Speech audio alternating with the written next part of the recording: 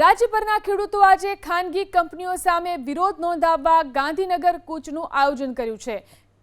ખેડૂત આગેવાનોના આહવાન પર વિવિધ જિલ્લામાંથી ખેડૂતો આજે ટ્રેક્ટર લઈ અને ગાંધીનગર પહોંચી રહ્યા છે। ખેડૂતોએ આરોપ લગાવ્યો છે કે પૂરતું વળતર આપ્યા વિના ખાનગી કંપનીઓ ખેતરોમાં વીજ લાઇન અને અન્ય પ્રોજેક્ટની કામગીરી કરી રહી છે। ખેડૂતો પોતાની જમીન અને હકની રક્ષા માટે સરકાર સમક્ષ માંગણીઓ રજૂ કરશે।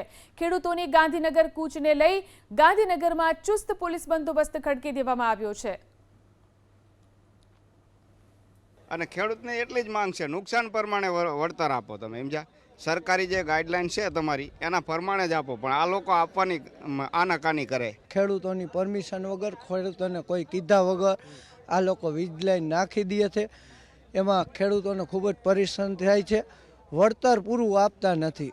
ગુજરાતે અધિકારીઓ અને કંપનીવાળાને સાથે મળીને પરિપત્ર બહાર પાડી એનું વળતર આ લોકોને આપો, એમાંય નથી આપતા। ખેડૂત ગોળી ખાવા હામી સાથે તૈયાર છે, પણ આ અમારી માં છે।